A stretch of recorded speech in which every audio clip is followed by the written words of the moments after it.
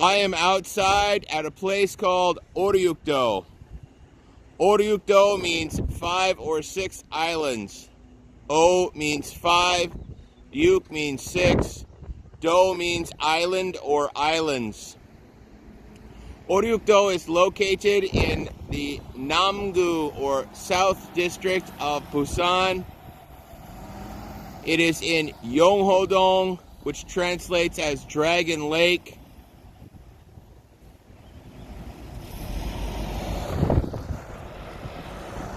Over here you can see the hill leading up to the Skywalk. There's a tourist center and a cafe. And the main attraction is Oryukdo Sunrise Park, which we will be exploring in this video.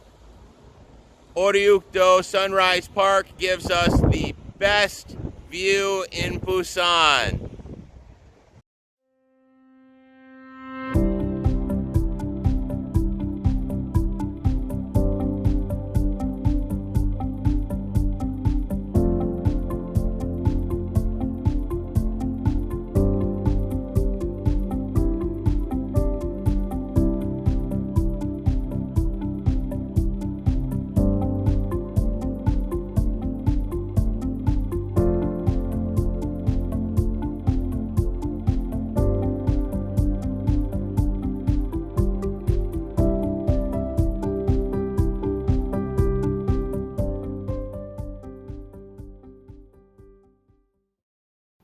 Here I am outside at Oryukdo in Busan Namgu, Yongho-dong.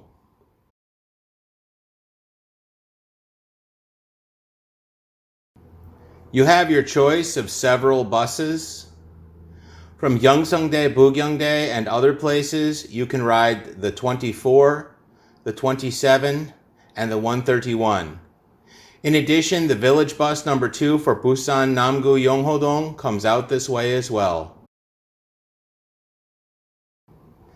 Over here, you can see the front entrance to Sunrise Park.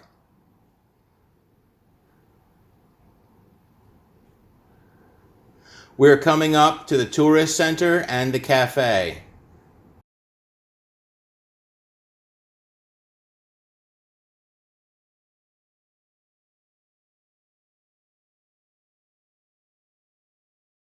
Oryukdo Skywalk.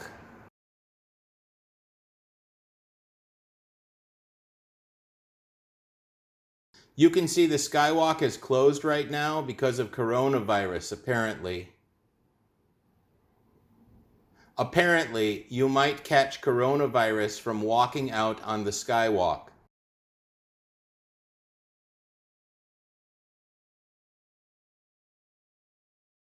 Now, the ridiculous thing about this Skywalk is that it is considered to be the main attraction. It is the place where all the tourists go. It is not especially interesting. In fact, it's kind of boring.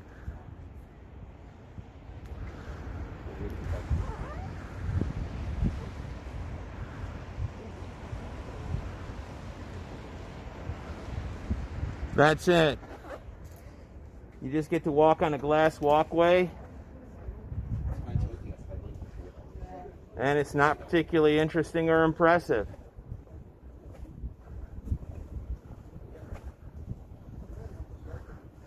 The main attraction is up at the park.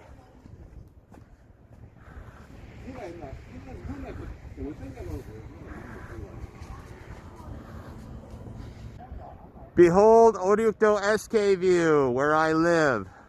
Oryukdo SK View is a cluster of 15 skyscrapers, ranging in height from about 25 floors to I think more than 40 floors. Each floor has 6 apartments on it. A lot of people live here. It's a very nice place to live.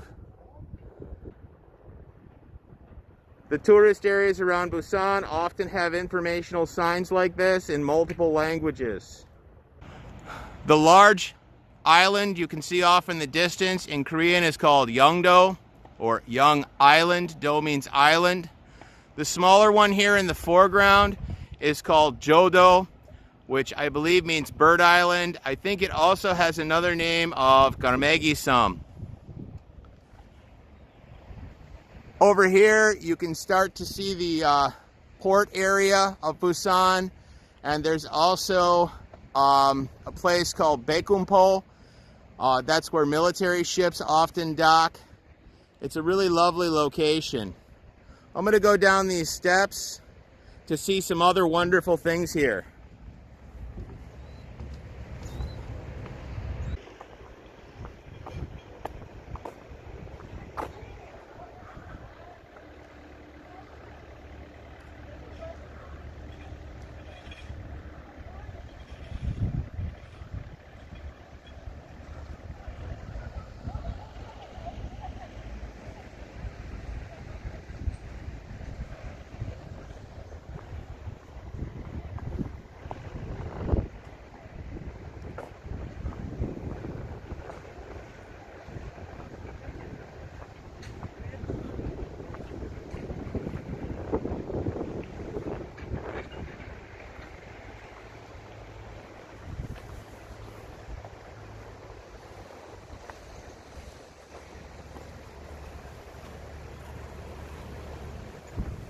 Oryukdo is the boundary point between Korea's East Sea, known as Donghae, and between Korea's South Sea, known as Namhae.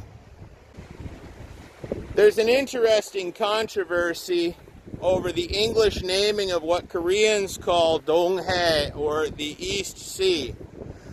The rest of us in English know the East Sea as the Sea of Japan. But there are many Koreans who feel that the world owes it to them to call it the East Sea in English. This is completely regardless of the fact that if you're in Japan, it's west. In Japan, the Sea of Japan is actually Japan's West Sea, but Koreans feel that it is reasonable to demand that everyone call it the East Sea in English around the world.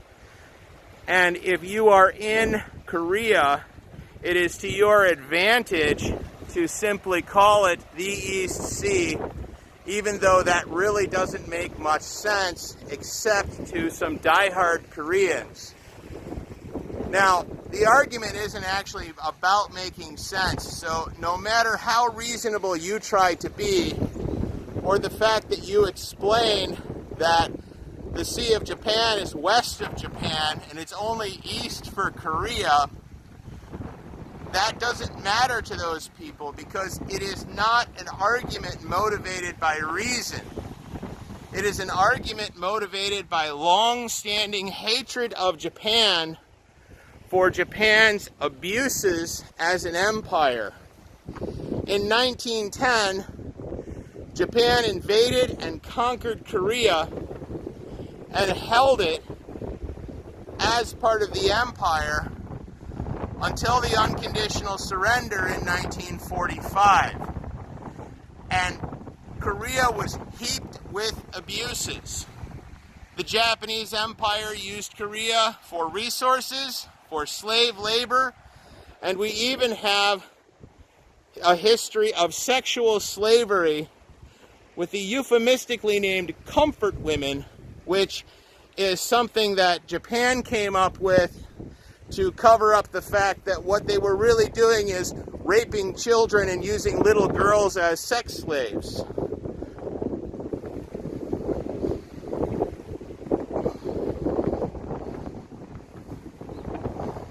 Here's a nice little rest area for you.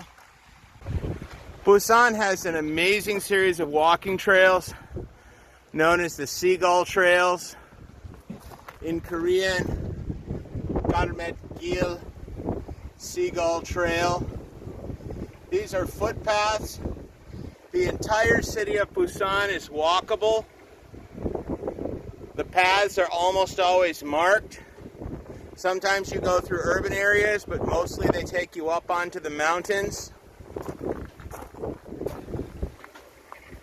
Here's some information in multiple languages, including English for you. We have Korean, English, Chinese and Japanese.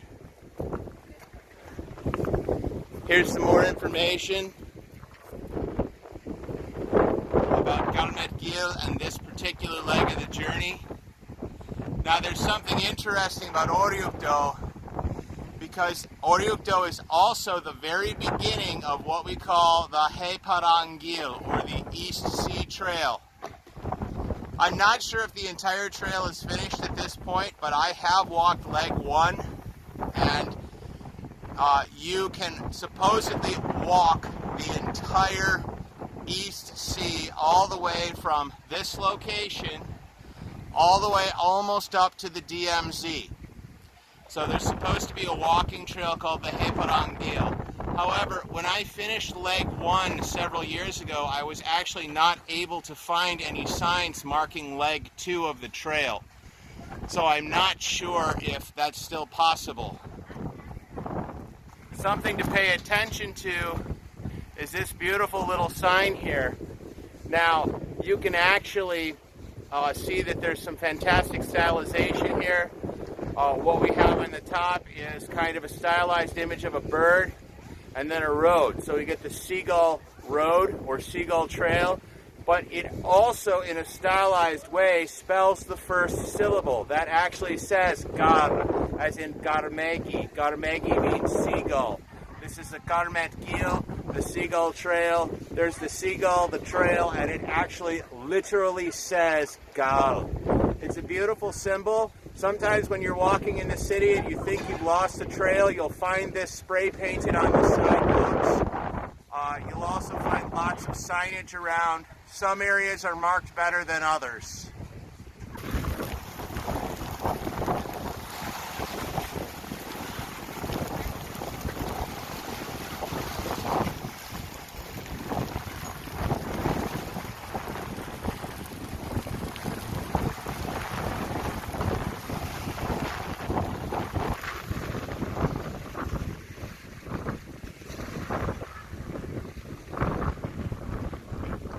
One unfortunate problem with walking in Korea is you have to pay attention to every step.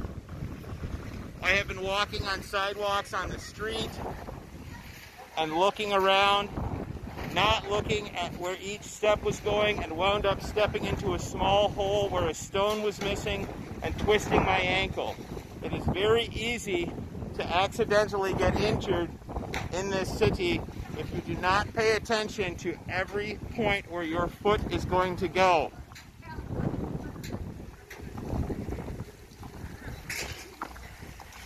Here we have a tent restaurant. Some areas of Busan have many of these. They're called soju tents because people come to get drunk cheaply. In this place, people come for snacks and food. Here's the box office for the boat, in case you want to buy a boat ticket. One thing to keep in mind when you're touring Korea is that it is actually unlawful to film people without their permission. In most cases, just casually filming people who happen to walk in your path as you're trying to film something on the street is not a problem. But it definitely becomes a problem if you're at the beach, and most especially if you're trying to take pictures or film scantily clad women. In that case, it's likely that someone will complain to the police, and the police may likely come find you. So it's generally not a good idea. Even in a situation like this, I generally try to avoid getting other people in my filming or pictures, although sometimes it is unavoidable. Here you can see one of many feral cats which live in the park and also in my apartment complex.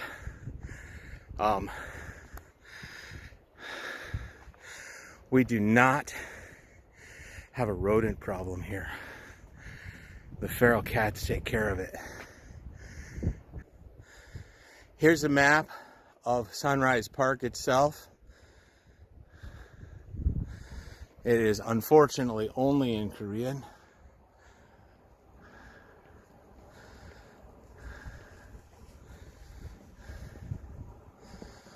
One thing to note, if you find these wooden map signs around, this one is exceptional in that the top is north. Korean maps do not respect north being always on the top. Very often, especially for local maps, the maps are simply designed to fit a certain space, and then north is indicated in whatever direction it happens to be after the map is situated.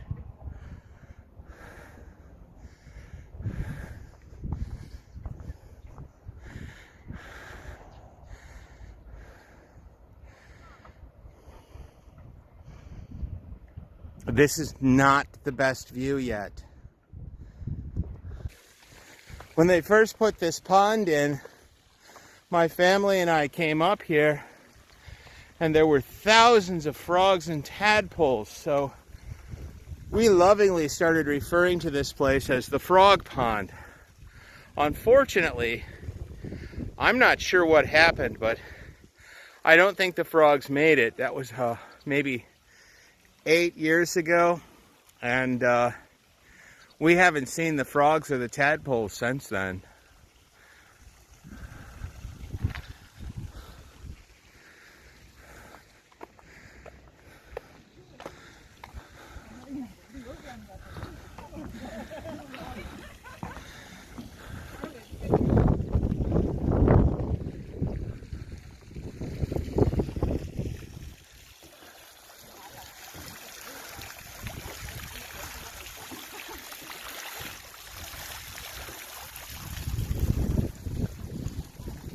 As you can see, just like always, International Rotary has been busy in Busan, just like everywhere else in the world.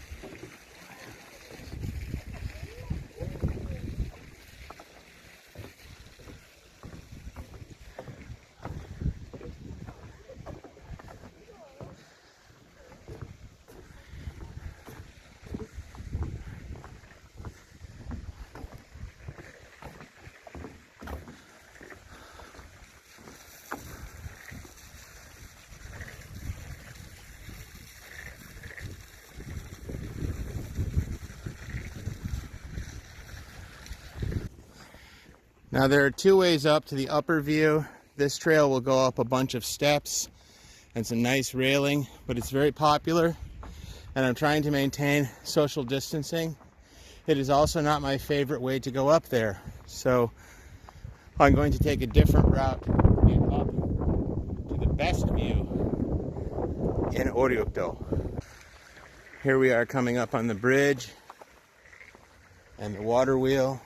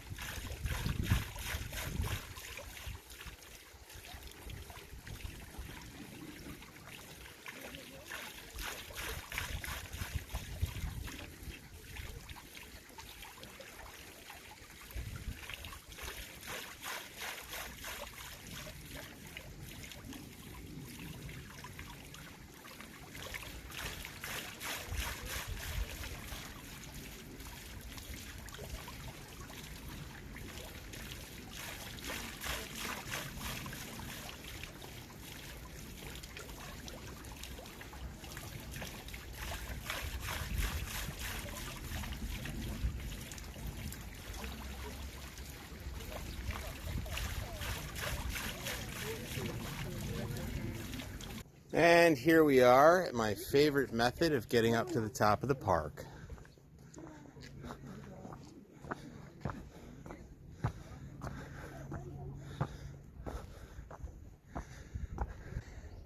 This sign is talking about Igide. If you follow the trails beyond this park, you will go directly into Two Geisha Cliff, or Igide. That's E meaning two, Gi short for Gisang, which this is the Korean equivalent of geisha, and De is cliff, precipice, high elevated area. Igide, Two Geisha Cliff. Two Geisha Cliff, or Igide, is a gigantic open-air public park. It's a fabulous walk.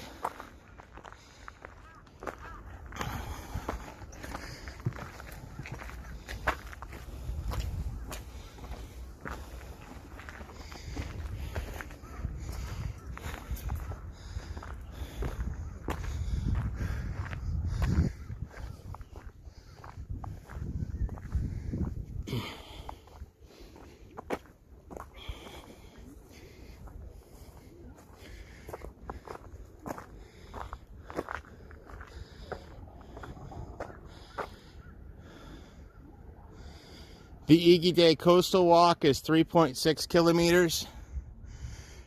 That's in a straight line on a map. It's longer than 3.6 kilometers. I guarantee you. It's probably more like 5 or 6, because you will be going up and down a lot. The observatory is really just a deck out on the ocean. It says Sunrise Park is 257 meters, which is incorrect because we're in it. It says the skywalk is 758 meters. Maybe it's about that far. And the History Forest Walkway. Ha! That's a really pretentious name for something that isn't very interesting. We're almost to the top of the park. We are almost to the best view in Busan. I guarantee you that this view is worth the effort.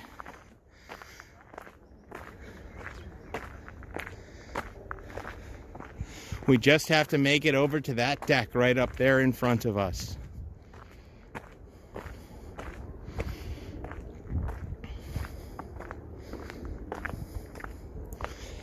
Teaser.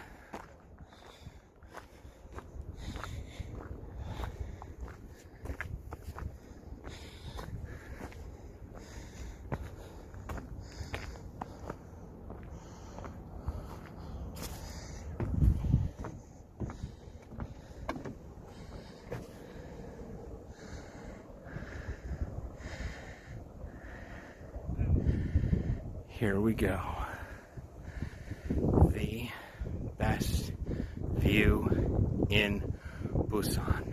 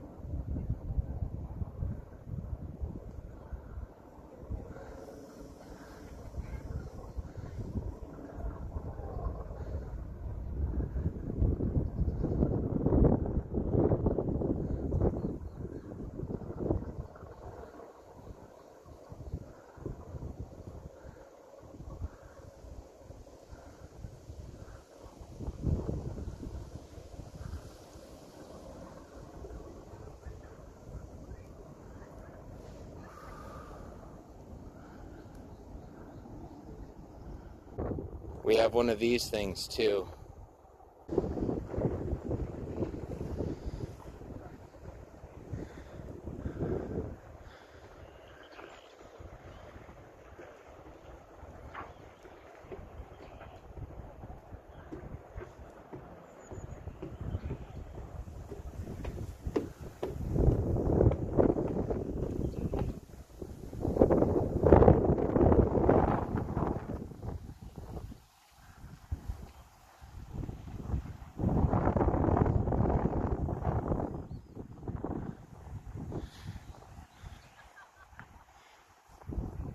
Now I could take these stairs down, but I'm going to turn around and go back the other way past the pretentiously named forest path.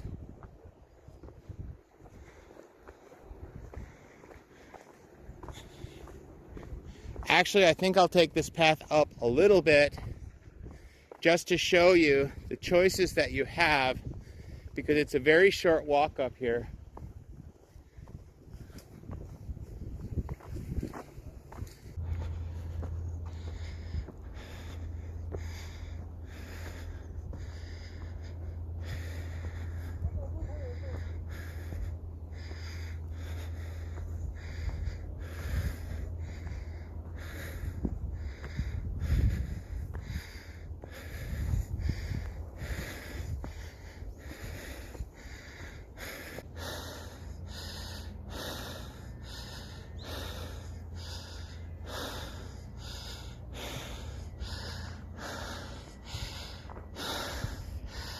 Here's where the path forks.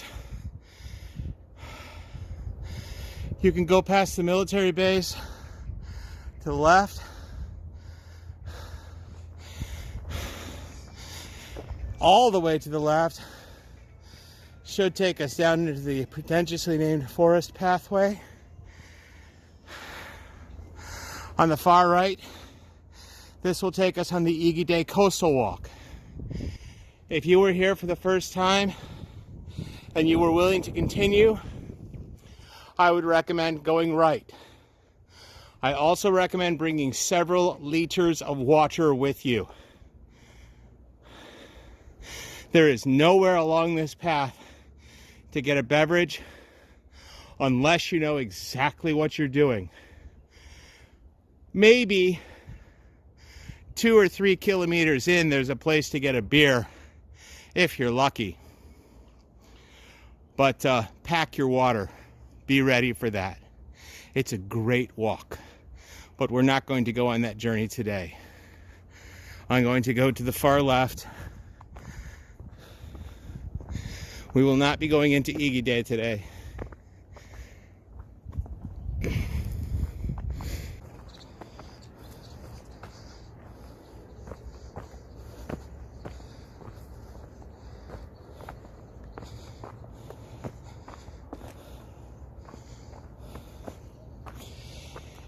If you intend to do significant hiking, I strongly recommend bringing hiking poles.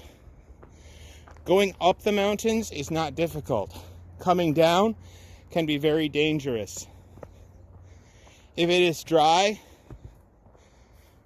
be very careful of leaves and twigs, because they can be sitting on rocks and you can lose your footing. If it is wet, be very wary of wet rocks and bare rock, because then you can lose your footing. And you actually then want to step on the wet leaves and twigs to keep your footing.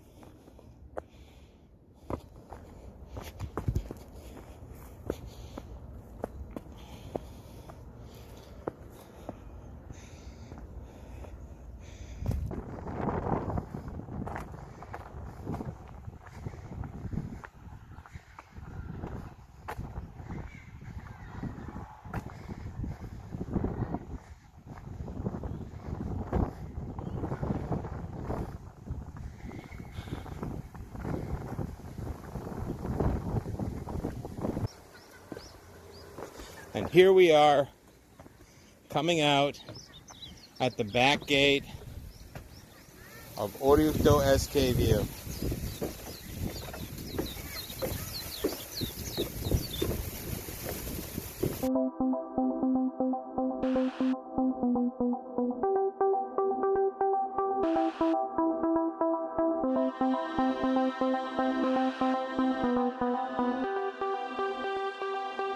Come inside.